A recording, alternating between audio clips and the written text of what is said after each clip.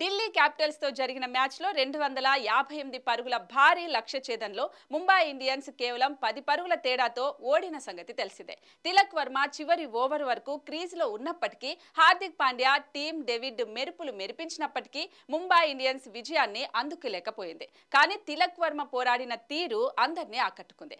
అయితే ముంబై ఇండియన్స్ ఓటమికి తిలక్ వర్మే కారణమంటూ హార్దిక్ పాండ్యా చేసిన వ్యాఖ్యలు ఇప్పుడు అందరినీ ఆశ్చర్యానికి గురిచేస్తున్నాయి. అక్షర్ పటేల్ వేసిన ఇన్నింగ్స్ 10వ ఓవర్లో తిలక్ వర్మ, హార్దిక్ పాండ్యా తొలి 4 బంతులకు సింగిల్స్ మాత్రమే తీశారు. ఆ ఓవర్ చివరి 2 బంతులను తిలక్ 6-4గా నిలిచాడు. అంతకుముందు అక్షర్ వేసిన 8వ ఓవర్లోనూ తిలక్ 2 సింగిల్స్ తీయగా చివరి బంతికి హార్దిక్ 6 బాదటంతో ఆ ఓవర్లో 10 పరుగులు వచ్చాయి. ఈ మ్యాచ్లో 2 ఓవర్లే బౌలింగ్ చేసిన అక్షర్ 24 పరుగులు ఇచ్చాడు. లెఫ్ట్ హ్యాండర్ అయిన తిలక్ ఎడమ చేతి వాటం స్పిన్నర్ అయిన తిలక్ వర్మను టార్గెట్ చేయకుండా ఆ ఓవర్ ఆరంభంలో సింగిల్స్ తీశాడని, ఆట పట్ల అతడికి అవగాహన లేకపోవడంతోనే ముంబై ఇండియన్స్ మూల్యం చెల్లించుకుందని హార్దిక్ వ్యాఖ్యానించాడు. ఆ 4 బంతులకు షాట్లు కొడితే ఫలితం మరోలా ఉండేదని ముంబై కెప్టెన్ అభిప్రాయపడ్డాడు.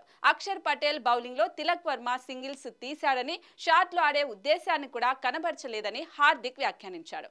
అయితే అక్షర్ పటేల్ బౌలింగ్ ను తిలక్ వర్మ ఎదుర్కొన్న సమయంలో నాన్ స్ట్రైకర్ ఎండ్ లో హార్దిక్ పాండ్యానే ఉన్నాడు. అక్షర్ తొలి ఓవర్లో తిలక్ దాడికి దిగకపోతే తర్వాతి ఓవర్లోనైనా సరే అటాక్ చేయమని హార్దిక్ ఎందుకు చెప్పలేదని ప్రశ్న వినిపిస్తోంది. అంతేకాదు left arm wrist spinner Kuldeep Yadav వేసిన ఇన్నింగ్స్ 9వ ఓవర్ను టార్గెట్ చేసిన హార్దిక్ హ్యాట్రిక్ 4తో పాటు ఆ 6 బాదటంతో ఆ ఓవర్లో 19 పరుగులు వచ్చాయి. కానీ అక్షర్ పటేల్ బౌలింగ్ ను మాత్రం హార్దిక్ టార్గెట్ చేయలేకపోయాడు. ఇక కెప్టెన్ గా విఫలమైన పాండ్యా తనపై వస్తున్న ఆరోపణలను కప్పిపుచ్చుకోవడానికి తిలక్ వర్మ ఆటను సరిగా అర్థం చేసుకోలేదనే విమర్శలు వినిపిస్తున్నాయి.